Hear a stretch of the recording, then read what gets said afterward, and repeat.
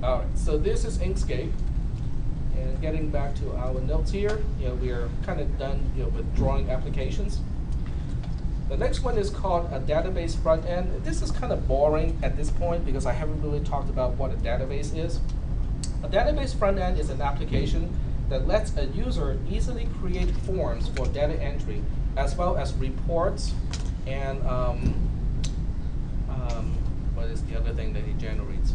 Report is one, but anytime you want to extract information from a database front-end application can be useful. I'll give you an example.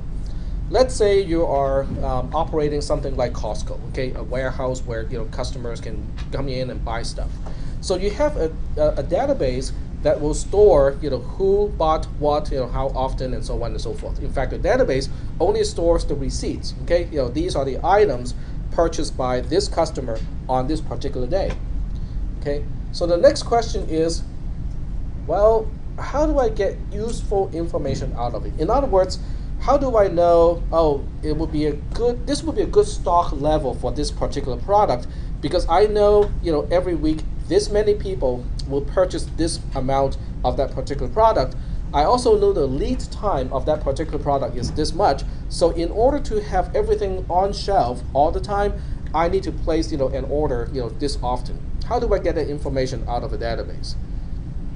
Well, you can program using a database front end to report it as to generate a report, not only for this product, but for all the products that you hold, that you regularly sell at a Costco type of store. Now that can be helpful. Then you can put that on a spreadsheet. Then you can put it on a spreadsheet, or you can also kind of put it into some other forms where things can be fully automated.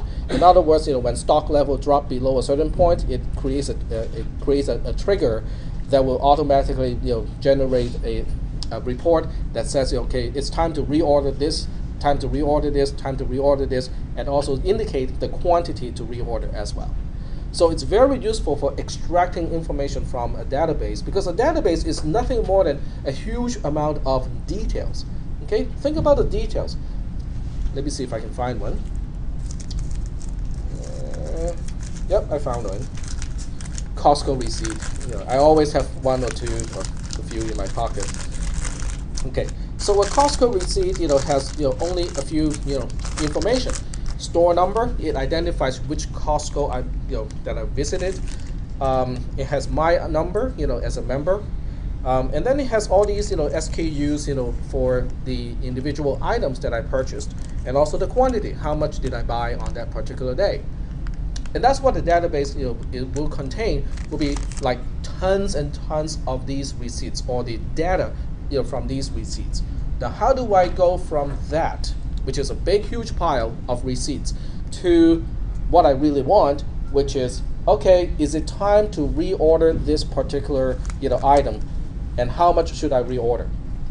How do I go from this to the information that I need to make that decision? A database front end can be helpful.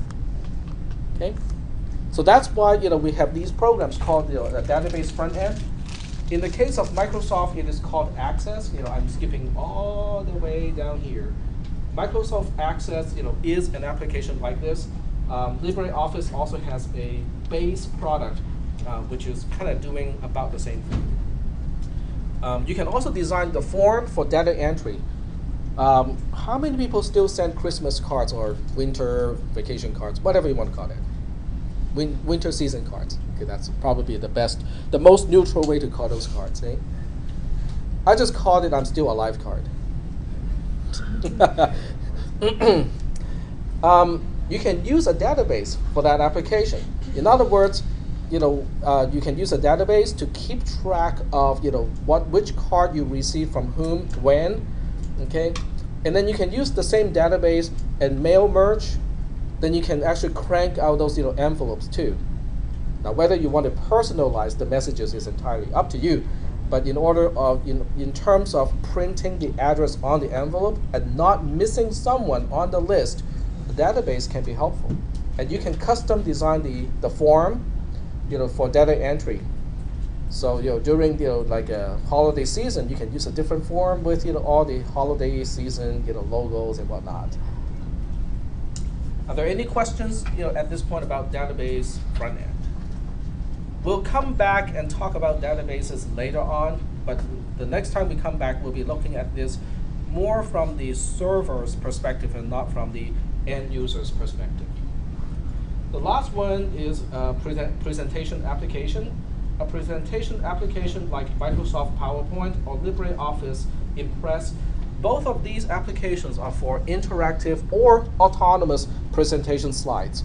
I don't use presentation slides in my classes, because one, it is an extra step that I really don't need to go through, and two, it's not really good for printing. Okay, presentation slides are very good in a class presentation or in a business presentation because you just make big bullet points and then you talk about the bullet points, but it doesn't contain the details. The detail is usually in the presentation itself when I'm talking.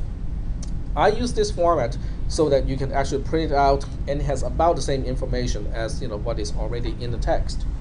But for businesses, people don't want to make presentations like what I'm doing right now because it's kind of boring and you want to put in a lot of graphics. You want to put in visual effects. You want to put in transitions and stuff like that, so that the text will fly in. Instead of having me to use, a mouse cursor to highlight which part I'm talking about, you will see the text flying in, fading out with sound effects and all that stuff.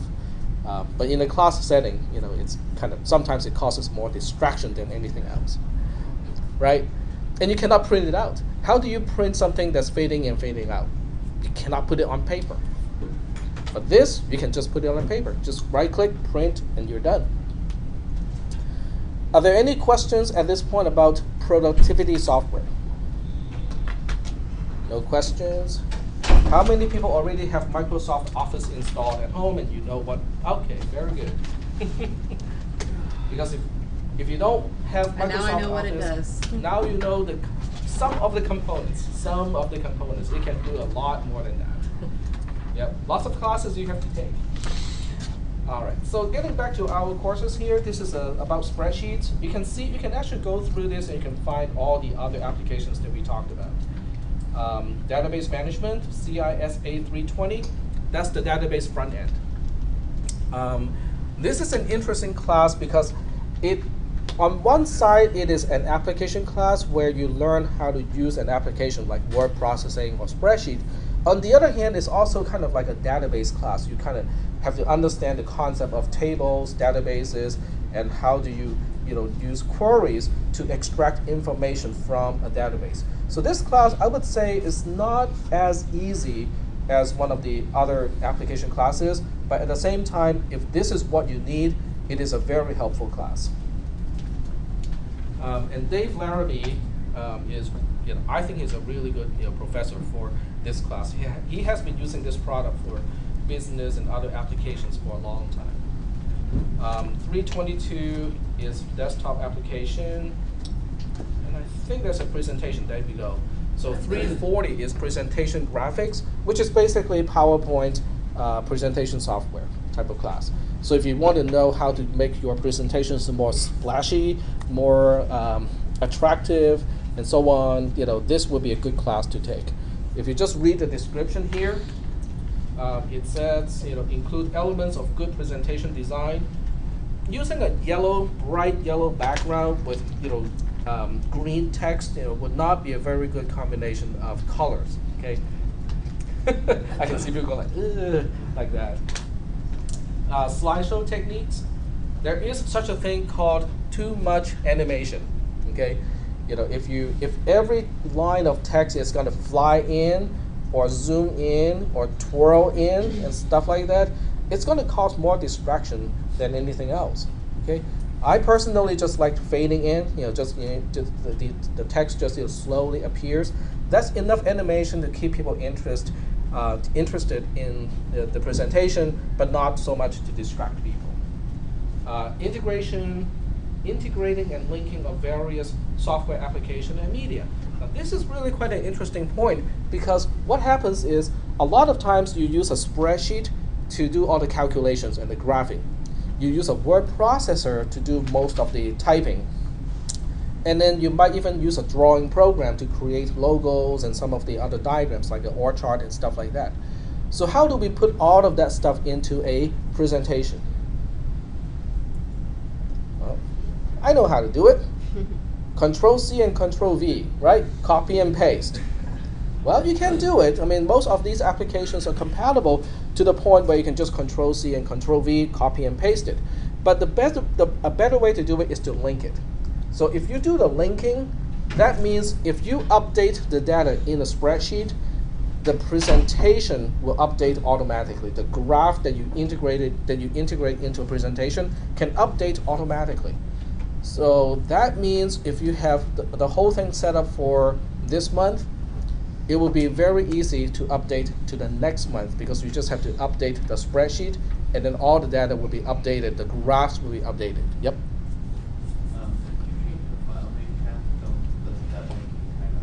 Between the what? Sorry? The file name path, the way that you get to it and it indicates where it is. If you change that, does the linking kind of stop working? Yeah, you can break the link if you change the file. If you accidentally saved it as presentation 02 instead of presentation 01 because it was the new version.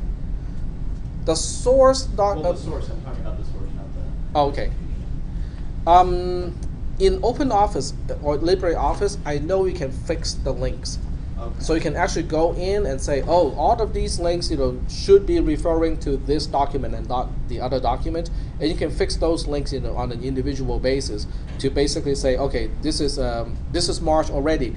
We have to update all the files to point to the March report and not, the other report. So you can actually do that. You can kind of tweak it.